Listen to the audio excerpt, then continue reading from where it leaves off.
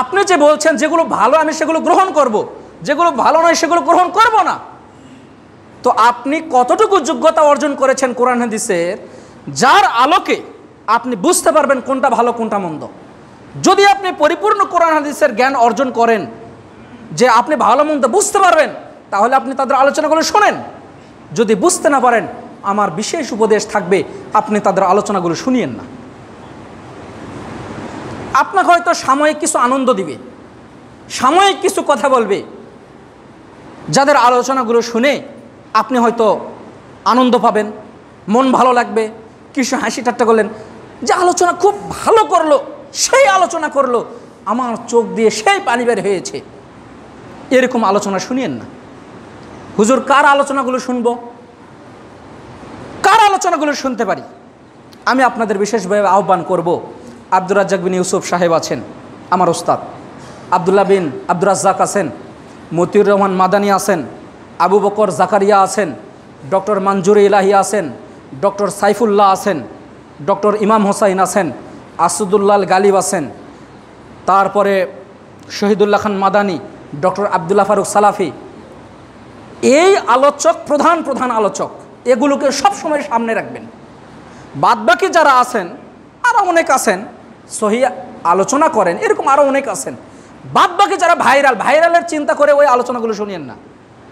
অমুক বক্তা খুব ভাইরাল, তাকে খুব নেটে দেখা যায়, এরকম কথা চিন্তা মাথায় নিয়ে এসে তাদের আলোচনাগুলো শুনিয়েন না। ইয়ং জেনারেশনের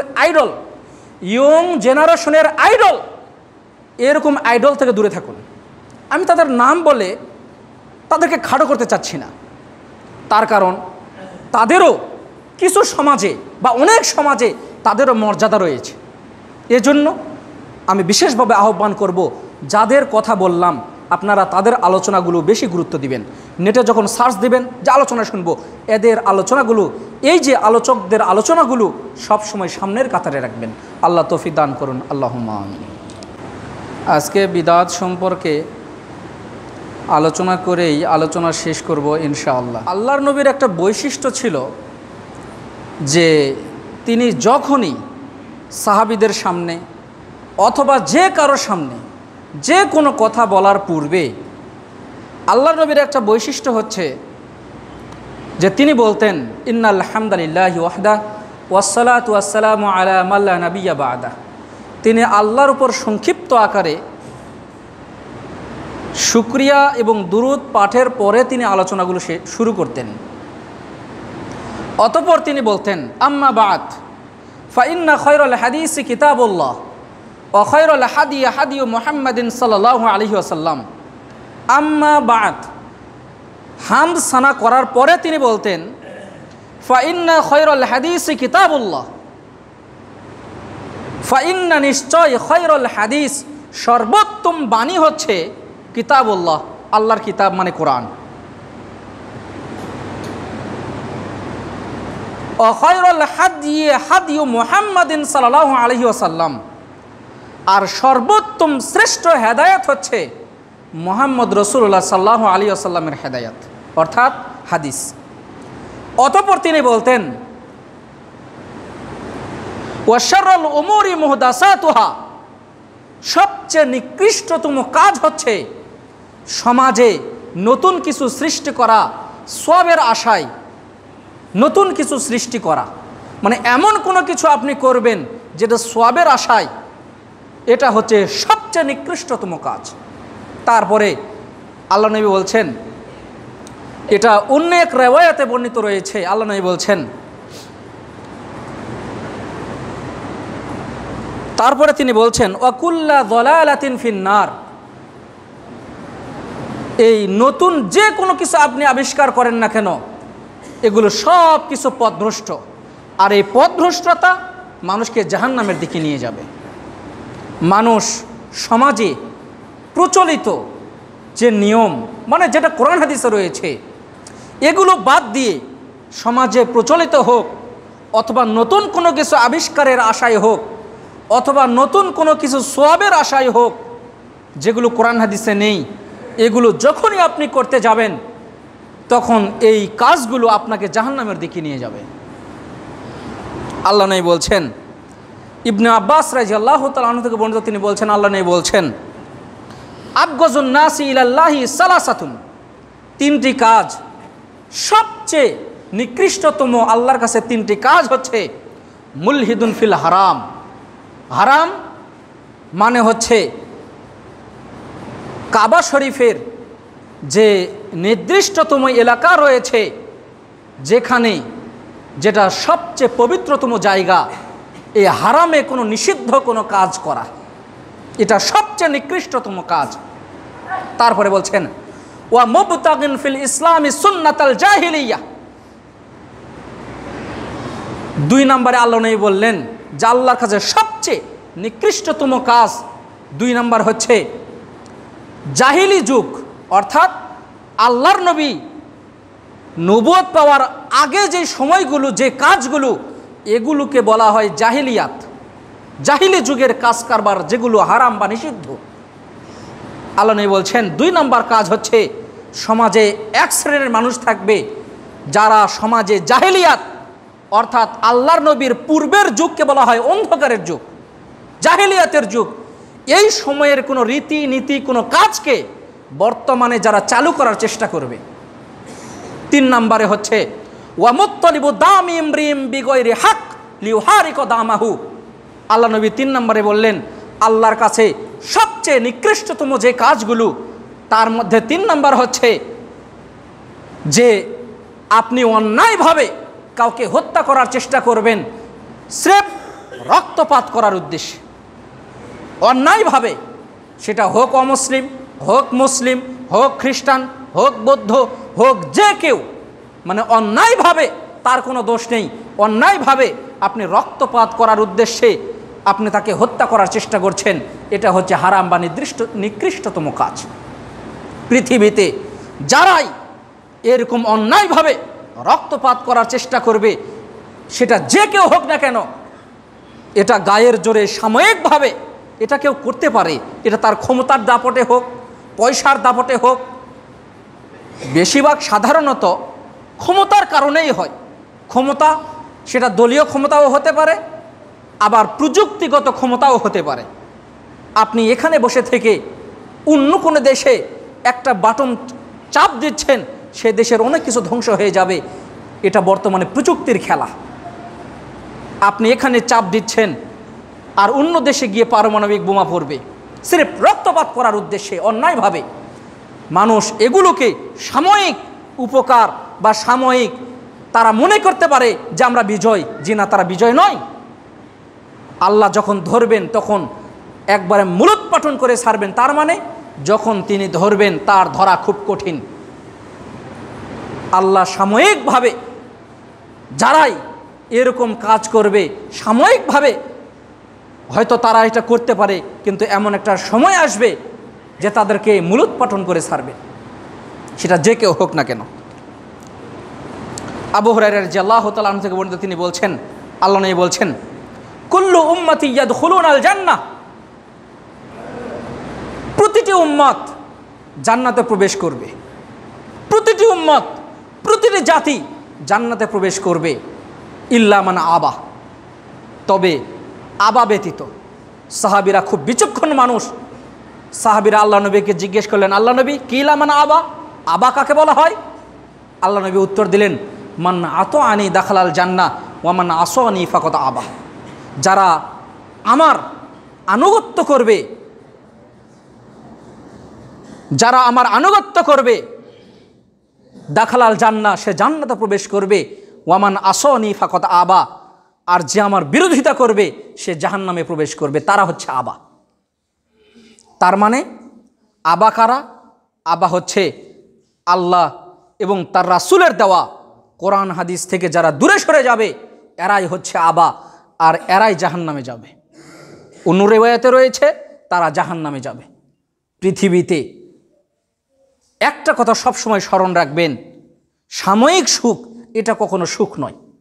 সাময়িক সুখ এটা কখনো সুখ নয়। যদি চিরস্থায়ী সুখ পেতে চান, তাহলে চিরস্থায়ী সুখ পাওয়ার সেরকম কাজ করতে হবে। কোরআন এবং সহিহ হাদিস ব্যতীত, কোরআন এবং সহিহ সুন্নাহ ব্যতীত কখনোই আপনি কোথাও সুখ পাবেন না। পৃথিবীতে এমন কোনো কিছু নেই যেটা আপনাকে সুখ দিতে পারে আল্লাহর রহমত ছাড়া। মানুষ কখন আল্লাহর রহমত তালাশ করে? যখন মানুষ বিপদে পড়ে। মানুষ কখন আল্লাহর রহমত তালাশ করে? যখন মানুষ বিপদে পড়ে। বিপদে পড়া ছাড়া মানুষ কখনো আল্লাহর রহমত তালাশ করতে চায় না। চাই, অনেকে হয়তো চাই, কিন্তু অধিকাংশ মানুষই আল্লাহর রহমত থেকে বিরত রয়েছে। কেন? তারা আল্লাহর রহমত চায় না। আল্লাহর কাছে চাইতে হবে, আল্লাহর রহমত তালাশ করতে হবে, আল্লাহকে ডাকতে হবে, আল্লাহকে বলতে হবে, আল্লাহ বালা মুসিবত দূর করো, আমার সমস্যা দূর করো, আমাকে চিরস্থায়ী সুখ দান করো। এগুলো আল্লাহর কাছে চেয়ে নিতে হবে। চেয়ে নেওয়ার মাধ্যমেই রয়েছে কল্যাণ, চেয়ে না নেওয়ার মাধ্যমে রয়েছে অকল্যাণ। আল্লাহ সঠিক বুঝ দান করুন, আল্লাহুম্মা আমিন। আবু হুরায়রা রাদিয়াল্লাহু তাআলা আনহু থেকে বর্ণিত, তিনি বলছেন, আল্লাহ নবী বলছেন, বাদা আল ইসলাম গরিবান ওয়া সায়াউদু কামা বাদা ফাতুবা লিল গুরাবা। আল্লাহ নবী বলছেন, ইসলাম যখন শুরু হয়েছে তখন অল্প কিছু সংখ্যক মানুষ দিয়ে শুরু হয়েছে। ইসলাম যখন শুরু হয়েছে অল্প কিছু মানুষ দিয়ে ইসলাম শুরু হয়েছে। কিভাবে?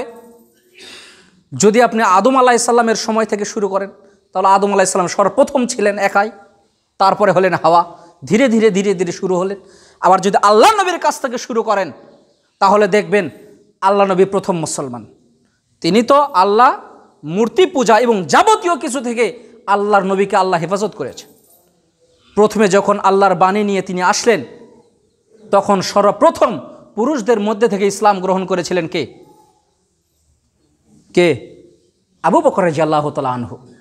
আর মহিলাদের মধ্যে থেকে খাদিজা রাদিয়াল্লাহু তাআলা আনহা। আনহু, এই হু জমিটা হচ্ছে ছেলের ক্ষেত্রে ব্যবহৃত হয়, সর্বনাম, সে ছেলের ক্ষেত্রে ব্যবহৃত হয়। আর আনহা, হা বলতে হা আলিফ জবর হা, মহিলাদেরকে বোঝায়, মেয়ের ক্ষেত্রে এই সর্বনাম ব্যবহৃত হয়।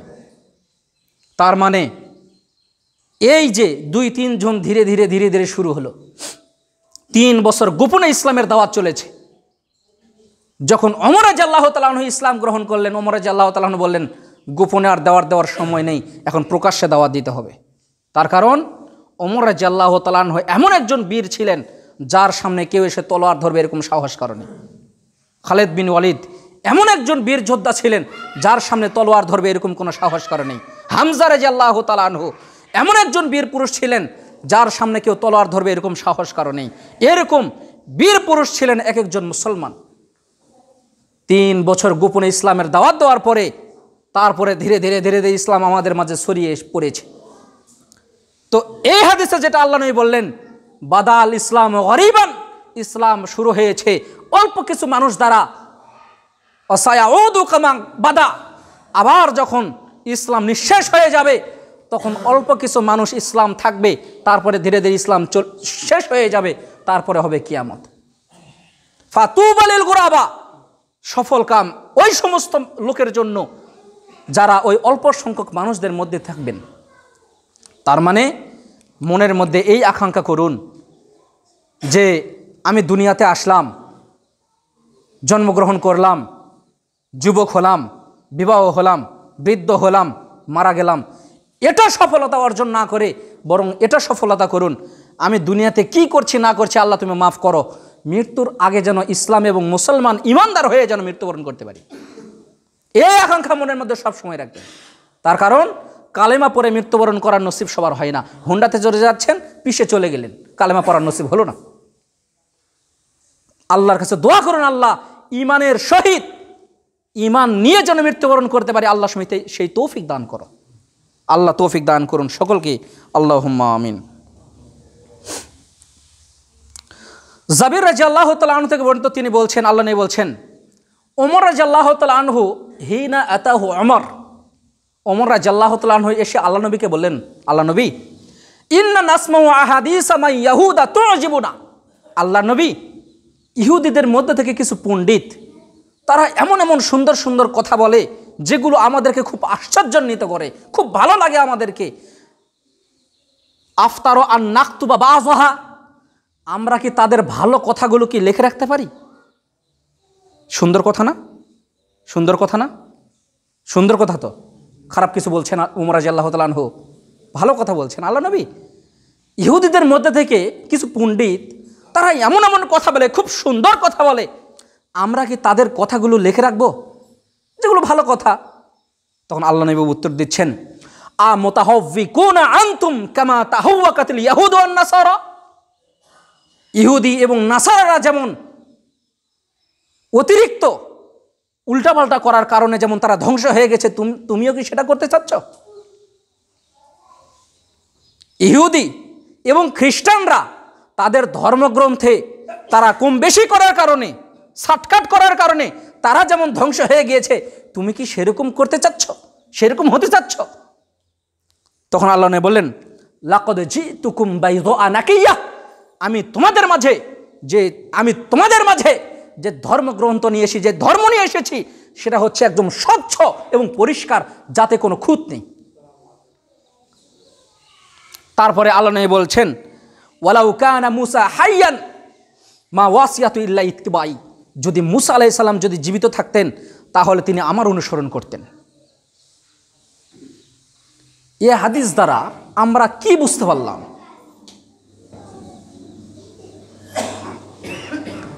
এই যে হাদিসটা উল্লেখ করা হলো, আমার দিকে হন, এই যে হাদিসটা উল্লেখ করা হলো, এই হাদিসটা দ্বারা আমরা কি উপকার লাভ করতে পারলাম?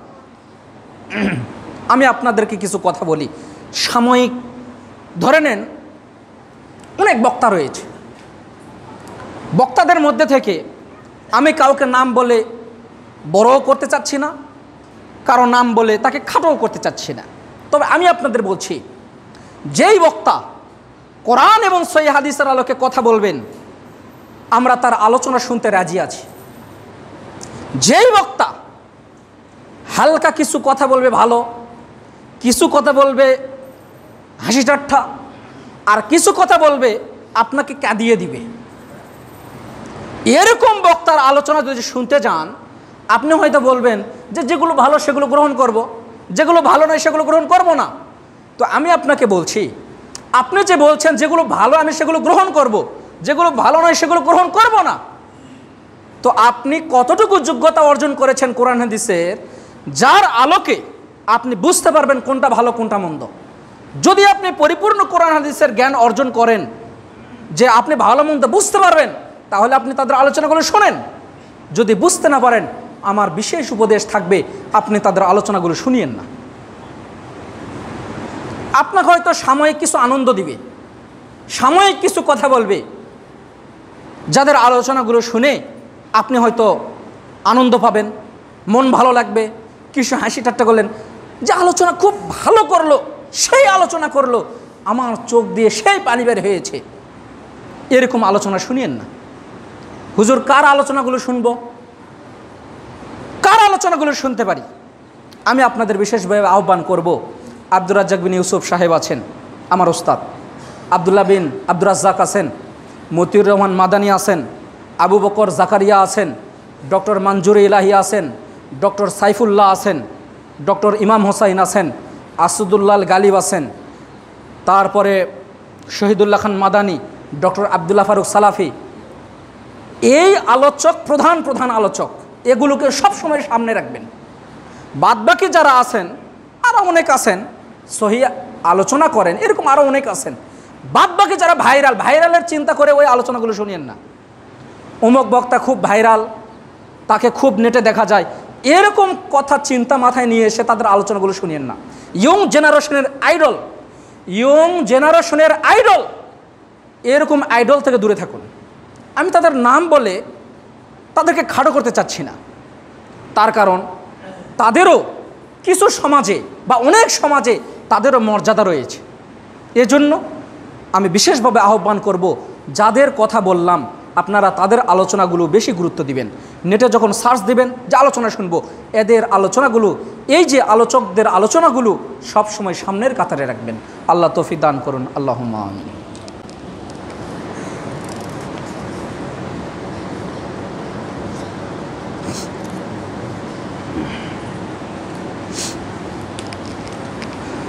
আলহামদুলিল্লাহ ওয়াহদাহু ওয়াসসালাতু ওয়াসসালামু আলা মান লা নাবিয়্যা বা'দা, আম্মা বা'দ।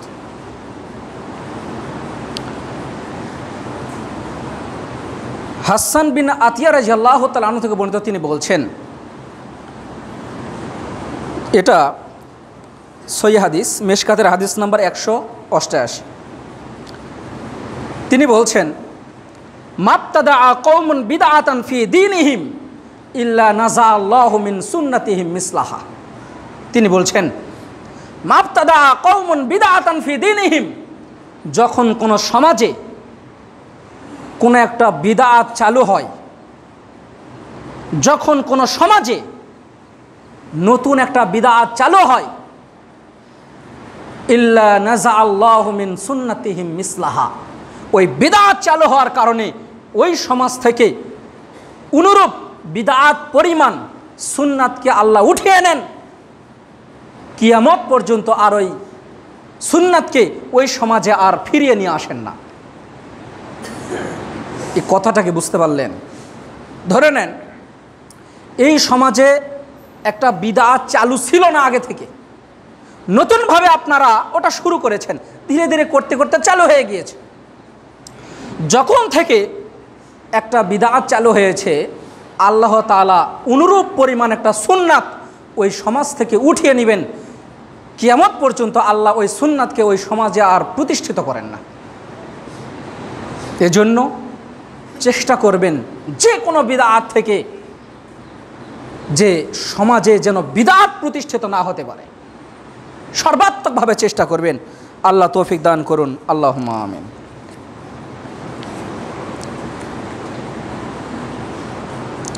ওমর রাদিয়াল্লাহু তাআলা আনহু থেকে বর্ণিত, তিনি বলছেন,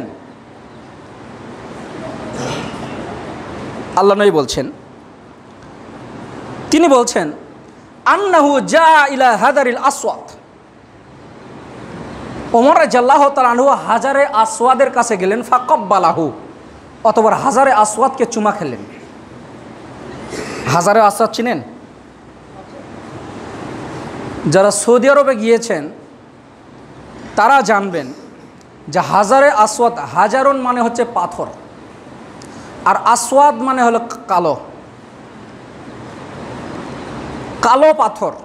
এই কালো পাথরটা জান্নাতি পাথর, যেটা দুধের থেকেও সাদা ছিল, কিন্তু এই পাথরটা মানুষের পাপগুলো নিতে নিতে কালো হয়ে গিয়েছে। এই হাজারে আসওয়াদ পাথর ওমর রাদিয়াল্লাহু তাআলা আনহু চুমা খেলেন। তারপরে বললেন, ইন্নী আ'লামু আন্নাকা হাজারুন।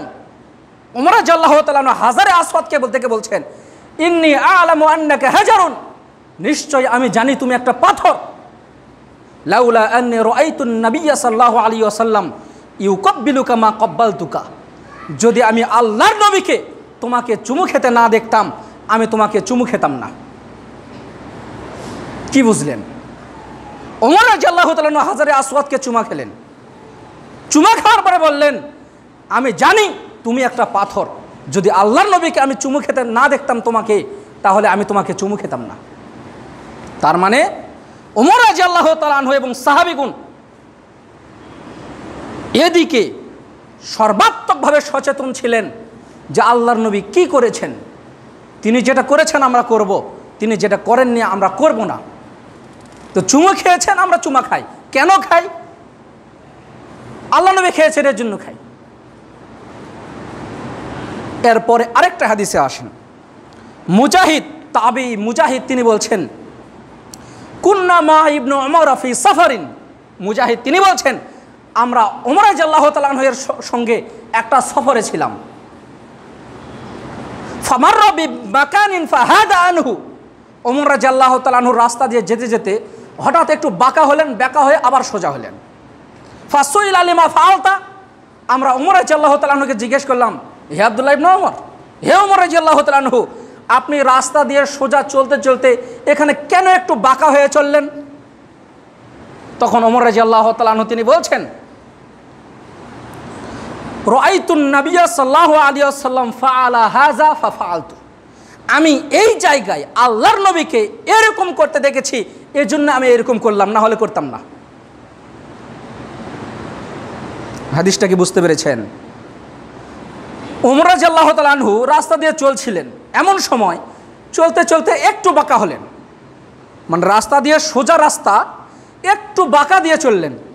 তখন সাহাবীগণ জিজ্ঞেস করলেন, সাহাবী মানে ওমর রাদিয়াল্লাহু তাআলা আনহুর সঙ্গী যারা সাহাবী অথবা তাবী মুজাহিদ, তিনি বলছেন যে আপনি এখানে এরকম করলেন কেন? তখন বলছেন রাআইতু নবী সাল্লাল্লাহু আলাইহি সাল্লাম ফাআলা হাযা ফাফআলতু, আমি আল্লাহর নবীকে এই জায়গায় এরকমটা করতে দেখেছি, এজন্য এরকম করলাম, না হলে করতাম না। এজন্য বিদআত ওই সময় সমাজে চালু হবে যখন আপনি নিজের মন গড়া মোতাবেক নিজের মনকে তৃপ্তি করার জন্য নিজের চাহিদা মোতাবেক অথবা নিজের 2 নম্বর হুজুরের চাহিদা মোতাবেক যখন আপনি কোনো কাজ করবেন, সমাজে তখন বিদআত চালু হবে। আর যখন বিদআত চালু হবে, ওই পরিমাণ সুন্নাত এই সমাজ থেকে উঠিয়ে যাবে যদি বিদআত আপনারা চালু করেন। আর একটা হাদিস বলে আমার আলোচনা শেষ। আবি বারজাতা রাদিয়াল্লাহু তাআলা আনহু বর্ণিত, তিনি বলছেন, আল্লাহ নবী বলছেন, ইন্নামা আখশা আলাইকুম শাহওয়াতুল গায়য়ি ফি বুতুনিকুম ওয়া ফুরুজিকুম ওয়া মুজিল্লাতিল হাওয়া। আল্লাহ নবী বলছেন, আমি তোমাদের উপর 3টা জিনিস খুব ভয় করছি যে এই 3টা জিনিস তোমরা করো কিনা। শাহওয়াতুল গায়য়ি ফি বুতুনিকুম, তোমরা তোমাদের পেট হারাম দ্বারা পূর্ণ করবে, এটা আমি সবচেয়ে বেশি ভয় করছি। তোমরা তোমাদের পেট হারাম দ্বারা পূর্ণ করবে, এটা আমি সবচেয়ে বেশি ভয় করছি, তোমরা এমনটা করিও না। ওয়া ফুরুজিকুম, তোমরা তোমাদের লজ্জাস্থানকে অন্যায়ভাবে ব্যবহার করবে, এটা আমি ভয় করছি। ওয়া মুজিল্লাতিল হাওয়া, এবং প্রবৃত্তির অনুসরণ করে সুন্নাত থেকে দূরে গিয়ে তোমরা বিদআতের প্রতি আগ্রহী হবে, এটা আমি তোমাদের উপর সবচেয়ে বেশি ভয় করছি। সুন্নাত মানে পালন করা খুব কঠিন, বিদআত মানে করতে অনেক মজা লাগে। আর বিদআত মানুষ ওই সময় করে, ইন্নাল বিদআত আহাব্বু ইলা ইবলিস মিনাল মাসিয়া, নিশ্চয় বিদআত ইবলিস শয়তানের কাছে সবচেয়ে পছন্দনীয় জিনিস। লিআন্নাল বিদআত লা ইউতাবু মিনহা ওয়াল মাসিয়াতু ইউতাবু মিনহা, কেননা বিদআত করলে মানুষ তওবা করে না, গুনাহ করলে মানুষ তওবা করে। বিদআত করলে মানুষ তওবা করে না, এই কারণে ইবলিসের কাছে সবচেয়ে পছন্দনীয় যে কাজ সেটা হচ্ছে বিদআত। বিদআত যারা করে তারা কি গুনাহের মনে করে করে? সওয়াব মনে করে করে না? তো সওয়াব মনে করে যেহেতু করেন, তো ঘাড় তেরামো না করে যদি করতে চান একাই করেন। নিজের গুনাহকে সমাজের উপরে চাপে দিয়েন না। যদি করতে চান ঘাড় তেরামো করে নিজে করেন, অন্যায়ভাবে সমাজের উপরে কেউ চাপিয়ে দেওয়ার চেষ্টা করেন না। তার কারণ যখন আপনি বিদআত চালু করবেন, সমাজ থেকে তখন ওই পরিমাণ সুন্নাত উঠিয়ে নেবেন। আল্লাহ সকলকে সঠিক বুঝ দান করুন, আল্লাহুম্মা আমিন। আলী ভাই ওনার স্ত্রী অসুস্থ, দোয়া চেয়েছেন, আপনারা সকলেই তার জন্য দোয়া করবেন। আল্লাহ শেফায়ে কামিলা আজিলা দান করুন, আল্লাহুম্মা আমিন। আজহাবিল বাস রব্বান নাস ওয়াশফি আনতা শাফি লা শিফা ইল্লা শিফাউকা শিফাআন লা ইউগাদিরু সাকামা। জুলাই আন্দোলনে যারা শহীদ হয়েছেন তারা দোয়া চেয়েছেন। আমরা আপনাদেরকে সঠিক রাস্তা দেখানোর জন্য কথাটা উল্লেখ করছি। শহীদ কাদেরকে বলা হয়? আওয়ামী লীগের ভেরিফাইড ফেসবুক পেজ থেকে প্রচার করা হচ্ছে যে গোপালগঞ্জে একজন নিহত হয়েছেন, কয়েকজন হয়েছেন, তার মধ্যে একজন হচ্ছে হিন্দু। তো লিখছেন শহীদ অমুক, শহীদ অমুক। মানে এটা কেন হয় জানেন? আমি বিসিএস ক্যাডার হলেই যে আমি শিক্ষিত, বিষয়টা এমন নয়। এটা মূর্খতার পরিচয়। শহীদ কাদেরকে বলা হয় উনি বোঝেন না, যিনি লিখেছেন। শহীদ বলা হয় আল্লাহর দ্বীনকে বিজয় করার জন্য, আল্লাহর দ্বীনকে মজবুত করার জন্য যে রাস্তায় শহীদ হয়, মৃত্যুবরণ করে, তাদেরকে বলা হয় শহীদ। এজন্য প্রকৃতপক্ষেই যারা আল্লাহর দ্বীনের জন্য এই আন্দোলনে যারা মৃত্যুবরণ করেছে, আল্লাহ যাকে ইচ্ছা শহীদ হিসেবে নির্বাচন করার, আল্লাহ তাদেরকে শহীদ হিসেবে নির্বাচন করুন। আর আল্লাহ যদি মনে করেন শহীদ নয়, আমাদের করার কিছু আছে? আমি আপনি বললেই শহীদ হয়ে যাবে? তো হিন্দুর সামনে শহীদ লাগলে তিনি শহীদ হয়ে যাবেন? ধর্ম কি এতই বোকা হয়ে গেছে? আমরা কি এতই বোকা হয়ে গেছি? আমাদের মধ্যে কি একজনও শিক্ষিত নেই? আমার কথাটা কি আপনারা বুঝতে পেরেছেন? কেউ কি রাগ করলেন? আমি কি ভুল বলেছি? আপনি চিন্তা করেন যে হিন্দুর সামনেও লাগাইছে শহীদ।